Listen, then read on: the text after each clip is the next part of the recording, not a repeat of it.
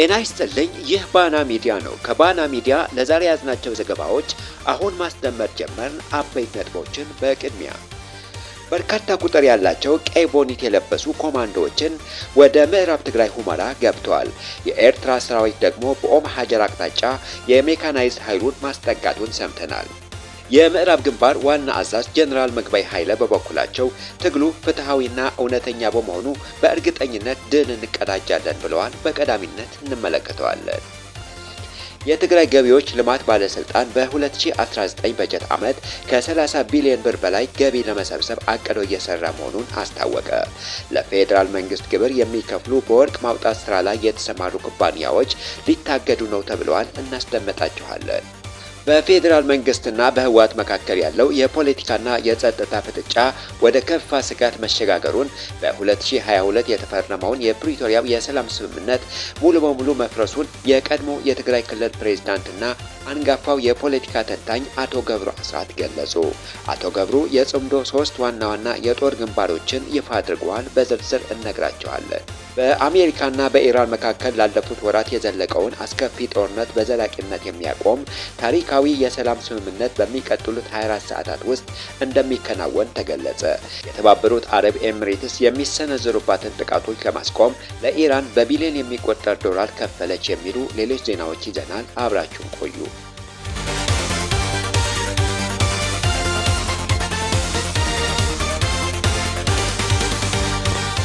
በርካታ ቁጥር ያላቸው ቀይ ቦኒት የለበሱ ኮማንዶዎችን ወደ ምዕራብ ትግራይ ሁመራ ገብተዋል። የኤርትራ ሰራዊት ደግሞ በኦም ሀጀር አቅጣጫ የሜካናይዝድ ኃይሉን ማስጠጋቱን ሰምተናል። የምዕራብ ግንባር ዋና አዛዥ ጀነራል ምግባይ ኃይለ በበኩላቸው ትግሉ ፍትሃዊና እውነተኛ በመሆኑ በእርግጠኝነት ድል እንቀዳጃለን ብለዋል።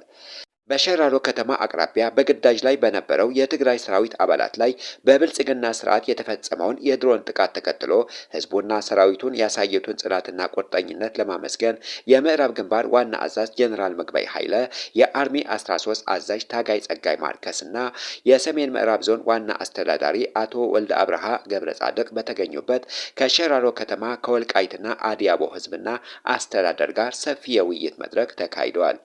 በመድረኩ ላይ የምዕራብ ግንባር ዋና አዛዥ ጀነራል ምግባይ ኃይለ ባስተላለፉት መልእክት የብልጽግና ስርዓት በሰራዊቱ ላይ የድሮን ጥቃት መፈጸሙን ገልጸው ይህ እኩይ ተግባር ግን ህዝቡን፣ ሰራዊቱን፣ አስተዳደሩን በፍጹም እንደማያንበረከከው አረጋግጠዋል።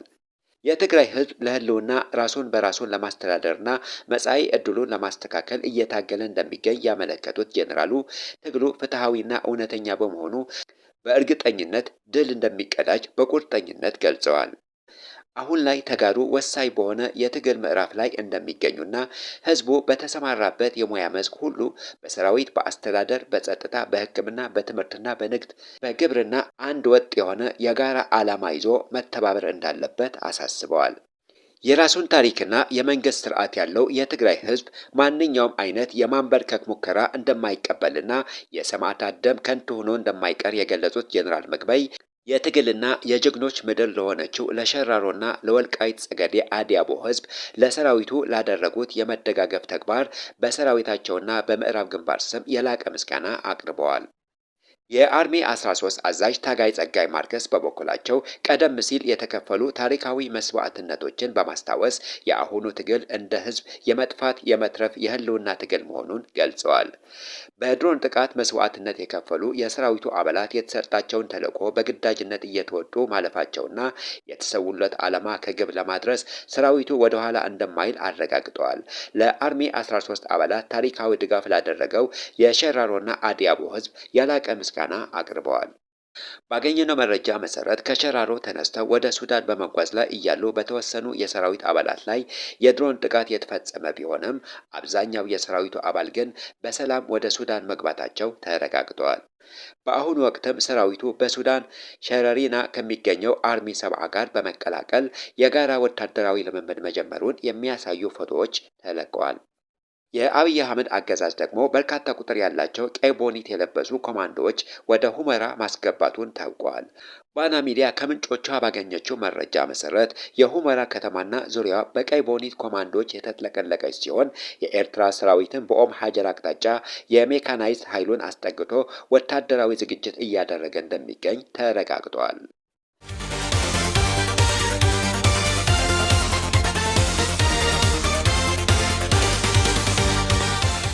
የትግራይ ገቢዎች ልማት ባለስልጣን በ2019 በጀት ዓመት ከ30 ቢሊዮን ብር በላይ ገቢ ለመሰብሰብ አቅዶ እየሰራ መሆኑን አስታወቀ። ባለስልጣኑ ይህንን ያስታወቁ የክልሉን የግብር አስተዳደር ስርዓት ወደ ነበረበት ለመመለስና የክረምት ወራት ቅድመ ዝግጅት ስራዎችን አስመልክቶ ከባለድርሻ አካላት ጋር ባካሄደው የውይይት መድረክ ላይ ነው።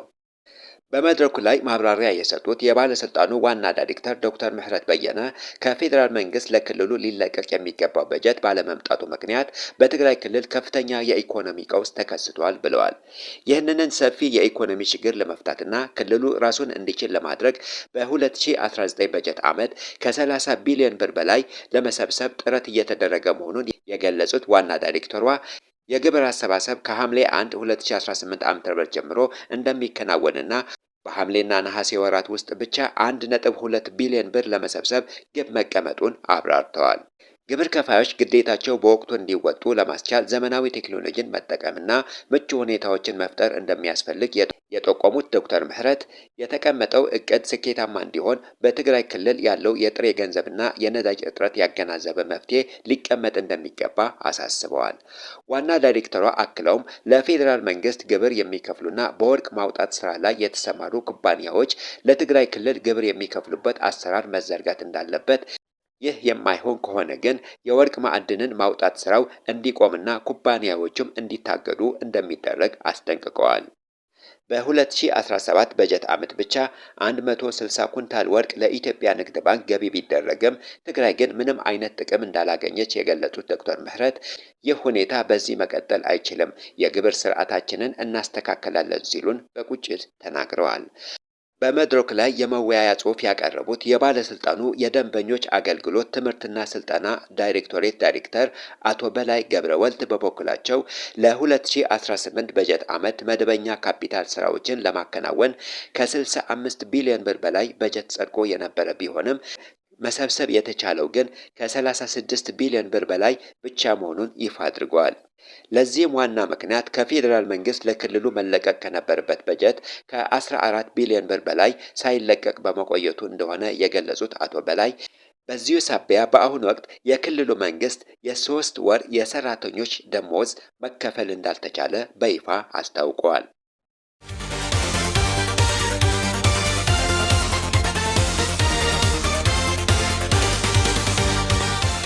በፌዴራል መንግስትና በህወሓት መካከል ያለው የፖለቲካና የጸጥታ ፍጥጫ ወደ ከፋ ስጋት መሸጋገሩን በ2022 የተፈረመውን የፕሪቶሪያው የሰላም ስምምነት ሙሉ በሙሉ መፍረሱን የቀድሞ የትግራይ ክልል ፕሬዝዳንትና አንጋፋው የፖለቲካ ተንታኝ አቶ ገብሩ አስራት ገለጹ። የዚህ አዲስ ቀውስ መባባስና ቀጠናዊ መልክ መያዝ ዋነኛው መንስኤ የፌዴራል መንግስት የፕሪቶሪያው የሰላም ስምምነት ድንጋጌዎች በግልጽ በቆራጥነትና ግልጽ በሆነ ስትራቴጂ ተግባራዊ ማድረግ አለመቻሉ እንደሆነ አቶ ገብሩ አስራት አጋልጠዋል። አቶ ገብሩ አስራት ከሪፖርተር መጽሔት ጋር ባደረጉት ሰፊ ቃለ ምልልስ የፌዴራል መንግስት ከጦርነቱ ማብቃት በኋላ በትግራይ ክልል ውስጥ የተፈጠረውን የፖለቲካ የስልጣን ክፍተት በህጋዊ አስተማማኝ መዋቅር መሙላት ባለመቻሉ ተፈናቃዮችን ወደ ቀድሞ ቀያቸው የመመለስ ኃላፊነቱን ለዓመታት በማጓተትና ለክልሉ መሰረታዊ መልሶ ግንባታና ለፋብሪካዎች መከፈት ትኩረት ባለመስጠቱ በትግራይ ማህበረሰብ ዘንድ ከፍተኛ የተስፋ መቁረጥና የፍትህ እጦት ቅሬታዎችን እንዲከማቹ አድርገዋል። ይህ በመንግስት በኩል የታየው ከፍተኛ የቁርጠኝነት ማነስና የመልካም አስተዳደር ክፍተት ህወሓት የህዝቡን የልማትና የደህንነት ጥያቄዎችን ወደ ጦርነት ቅስቀሳ ፕሮፓጋንዳ እንዲቀይራቸው ምቹ መድረክ ፈጥሮለታል ብለዋል። በዚህም ህወሓት በፕሪቶሪያ ስምምነት ተበትኖ የነበረው ምክር ቤት እንዲመለስና ዶክተር ደብረጽዮን ገብረ ሚካኤል እንዲሾሙ መንገድ ከፍቷል ብለዋል።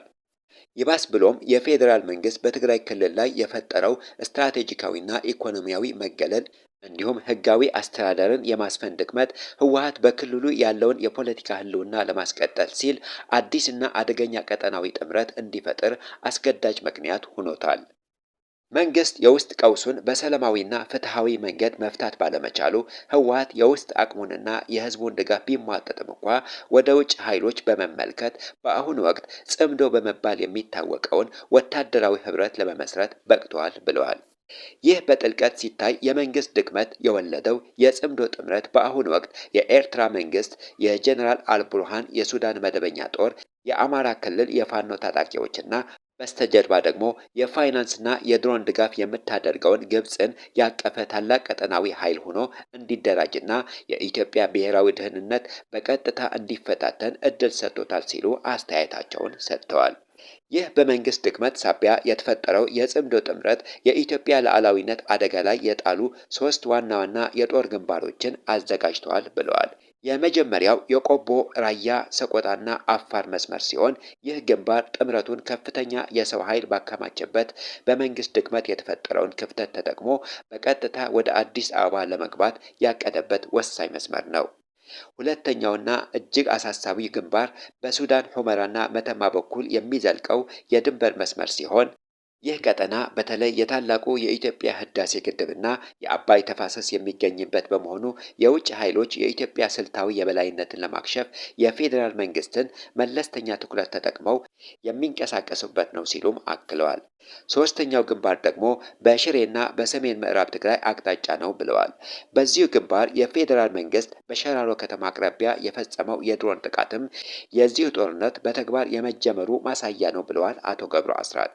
በአሁኑ ወቅት በትግራይ ውስጥ ያለው ሰብአዊና ማህበራዊ ሁኔታ እጅግ አስከፊ ደረጃ ላይ መድረሱን የገለጹት አቶ ገብሩ መንግስት ክልሉን በበጀትና በኢኮኖሚ በመዝጋቱ የተነሳ በአሁኑ ወቅት የዜጎች ነጻነት ሙሉ በሙሉ የተገደበና የሻዕቢያ አይነት አምባገነናዊነት ስርዓት በትግራይ ወጣቶች ላይ እየተተገበረ ነው ብለዋል።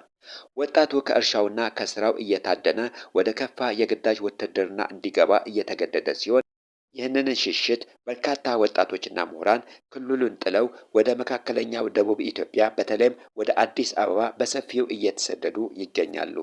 ከፌዴራል መንግስት የሚመጣው በጀት በመቋረጡና የንግድ መስመሮችን በመዘጋታቸው የክልሉ ኢኮኖሚ፣ የውሃ፣ የመንገድና የልማት ፕሮጀክት ሙሉ በሙሉ ቆመዋል። የመንግስት ስልታዊ እቅድ አልባነትና የህወሓት ግትርነት ተዳምረው በክልሉ ላይ ዳግም አስከፊና ታሪካዊ ረሃብ ማስከተላቸው እንደማይቀር አረጋግጠዋል። አቶ ገብሩ አስራት የፌዴራል መንግስት የፕሪቶሪያውን ስምምነት በተሟላና ፍትሐዊ በሆነ መልኩ አለመፈጸሙ የውስጥ ቀውሱን ዓለም አቀፋዊ ይዘት እንዲኖረውና ጽምዶ የተባለው አደገኛ ጥምረት እንዲፈጠር በር የከፈተ መዋቅራዊ ስህተት መሆኑን አብራርተዋል። አዲስ ቀጠናዊ ጦርነት በይፋ ከተቀሰቀሰ መላውን የኢትዮጵያ ብሔራዊ ሀብትና አምራች ወጣት በከንቱ የሚያጠፋ ታላቅ ውድመት እንደሚያስከትል ያስጠነቀቁት የቀድሞ ፕሬዝዳንት መንግስት የፖለቲካ ክፍተቶችን ማረም እንዳለበትና ህዝቡም አሁን ያለውን የህልውና አደጋ በመገንዘብ ይህንን የጥፋት መንገድ ሊያስቆም ይገባል ብለዋል።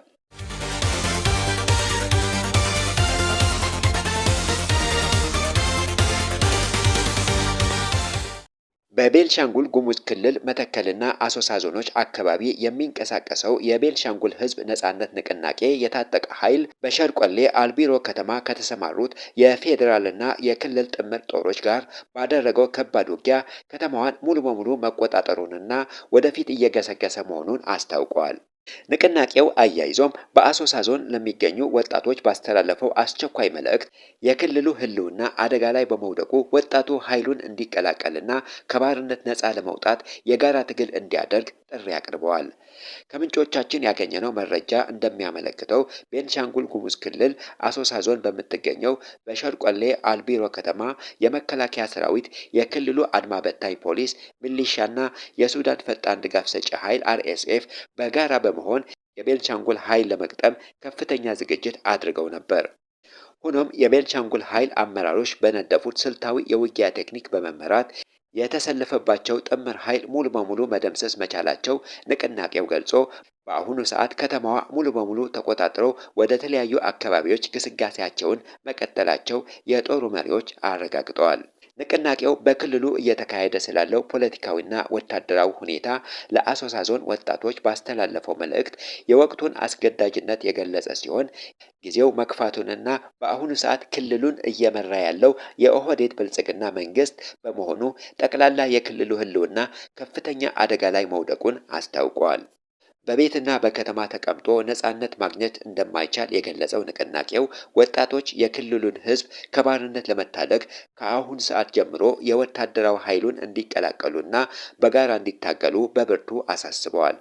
የሸርቀሌ ከተማ ከሱዳን ድንበር ከዋናዋ የኩርሙክ የድንበር ማሸጋገሪያ መስመር 50 ኪሎ ሜትር ያህል ርቃ የምትገኝ ከተማ ናት። ከቤንሻንጉል ጉሙዝ ክልል ዋና ከተማ ከሆነችው ከአሶሳ ከተማ ደግሞ 50 ኪሎ ሜትር በማይሞላ ርቀት ላይ የምትገኝ ከተማ መሆኗን ያገኘነው መረጃ ያስረዳል።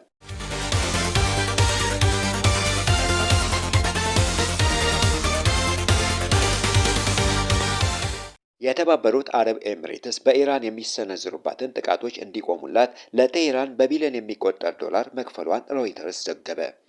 ኤሚሬትስ እስካሁን 3 ቢሊዮን ዶላር ለኢራን የከፈለች ሲሆን የስምምነቱ ጠቅላላ መጠን እስከ 10 ቢሊዮን ዶላር ሊደርስ ይችላል ሲሉ ሁለት የቀጠናው የመረጃ ምንጮች ገልጸዋል። ሌሎች ሁለት ምንጮች ደግሞ ለሮይተርስ እንደተናገሩት ኤሚሬትስ ለኢራን የምትከፍለው ጠቅላላ ገንዘብ 20 ቢሊዮን ዶላር ይደርሳል። ክስተቱ አቡዳቢ እጅግ አስገራሚ በሆነ መልኩ የአቋም ለውጥ ማድረጓን የሚያሳይ ሲሆን ኢራን ከጦርነቱ ይበልጥ ጠንክራ መውጣቷን የሚያመላክት ሆኗል ሲል ዘገባው አመላክቷል።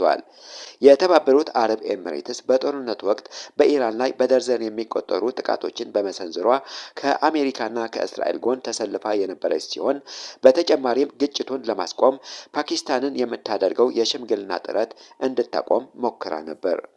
ሳውዲ አረቢያ ለኢስላም አባድ አዲስ ብድር ለመስጠት የተገደደችው ኤሚሬትስ ፓኪስታንን የውይይት መድረክ በማዘጋጀቷ እንደ ቅጣት በመቁጠር ያለባትን ዕዳ በአስቸኳይ እንድትከፍል መጠየቋን ተከትሎ ነው። ባለፈው ሳምንት የተባበሩት አረብ ኤሚሬትስ የሀገሪቱን ብሔራዊ ደህንነት አማካሪና የአቡዳቢ ምክትል ገዢ ከሆኑት ሼክ ታሂን ቢን ዛይድ አልናህያ ጋር ለሚደረግ ስብሰባ የኢራን እስላማዊ አብዮታዊ ዘብ አባላት ተቀብላለች። በአሜሪካ ማዕቀብ የተጣለባቸው እነዚህ የአብዮታዊ ዘብ ባለስልጣናት ያረፉትም በታሁኑኑ የክብር እንግዶች ማረፊያ ቤት ውስጥ ነበር። ብሉምበርግ በዚህ ሳምንት እንደዘገበው ከሆነ ደግሞ ኤሚሬትስ ውጥረቶችን ለማርገብ ከፍተኛ የኢራን ባለስልጣናት ጋር ፊት ለፊት የሚደረጉ ውይይቶችን ለማካሄድ ዲፕሎማቶቿን ልካለች።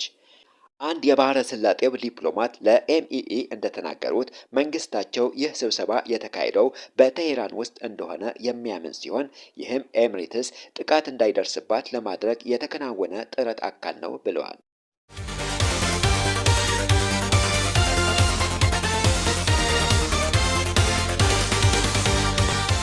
በአሜሪካና በኢራን መካከል ላለፉት ወራት የዘለቀው አስከፊ ጦርነት በዘላቂነት የሚያቆም ታሪካዊ የሰላም ስምምነት በሚቀጥሉት 24 ሰዓታት ውስጥ እንደሚከናወን ተገለጸ።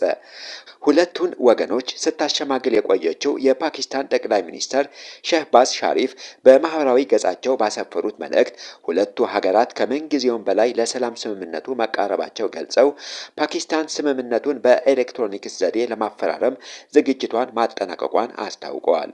ጠቅላይ ሚኒስትር ሸህባዝ ሻሪፍ ይህ ታሪካዊ ስምምነት በቀጠናው ዘላቂ ሰላም ለመፍጠር ጠንካራ መሰረት እንደሚሆን ሙሉ እምነት እንዳላቸው የገለጹ ሲሆን ስምምነቱ ከተፈረመ በኋላ በሚቀጥሉት ሳምንት የቴክኒክ ደረጃ ውይይቶች እንደሚቀጥሉ ጠቁመዋል።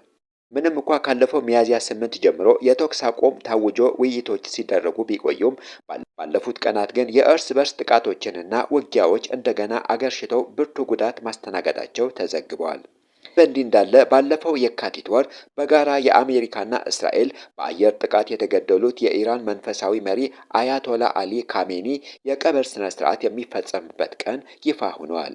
እድሜያቸው 86 የነበሩትና ከ1989 ጀምሮ ኢራንን የመሩት አያቶላ አሊ ካሜኒ በየካቲት ወር ጥቃት ከተገደሉ በኋላ አስከሬናቸው ሳይቀበር የቆየ ሲሆን ቀደም ሲል በመጋቢት ወር ሊፈጸም ታስቦ የነበረው የቀብር ስነ ስርዓት በጦርነቱ መራዘም ምክንያት ተራዝሞ መቆየቱን ይታወቃል። የሀገሪቱ መንግስታዊ መገናኛ ብዙሃን ባወጡት መርሃ ግብር መሰረት ከሐምሌ 4 ጀምሮ በቴህራን ከተማ ለ3 ቀናት የሚቆይ የሽኝት ስነ ስርዓት የሚጀመር ሲሆን በሐምሌ 7 በቅድስት ከተማ ኮም ተጨማሪ የስንበት ስነ ስርዓት ከተከናወነ በኋላ በሐምሌ 9 በትውልድ ቦታቸው መሻሃድ ከተማ የመጨረሻው የቀብር ስነ ስርዓት ይፈጸማል። ካሜኒ የእስላማዊ አብዮት መስራች የነበሩትን የአያቶላ ሮሆላ ሆሜኒ ፈለግ በመከተል የሀገሪቱን የጦርና ከፊል ወታደራዊ መዋቅር በመገንባት ረገድ ከፍተኛ ሚና የነበራቸው መሪ ነበሩ።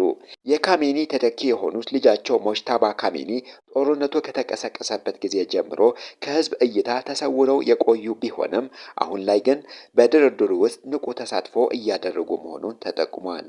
የአሜሪካው የውጭ ጉዳይ ሚኒስትር ማርኮ ሩቢዮ በሰጡት መግለጫ ከሚያዝያ 8ቱ የተኩስ አቁም በኋላ በሁለቱ ሀገራት መካከል እየተካሄደ ባለው የሰላም ውይይት ላይ ሞጅተባ ካሜኒ ይበልጥ ንቁና ተጽዕኖ ፈጣሪ ሚና እየተጫወቱ መሆናቸው አረጋግጠዋል። የተከበራችሁ የባና ሚዲያ ተከታታዮች ለዛሬ ያዝናቸው ዜናዎች እነዚህን ይመስሉ ነበር። ስለተከታተላችሁን ከልብ እናመሰግናለን። መረጃዎቻችን ለሌሎችም እንዲደርሱ ቪዲዮውን ላይክ እና ሼር ማድረጋችሁ እንዳትረሱ። ለቻናላችን አዲስ የሆናችሁ ደግሞ ሰብስክራይብ በማድረግ የቤተሰባችን አካል ይሁኑ።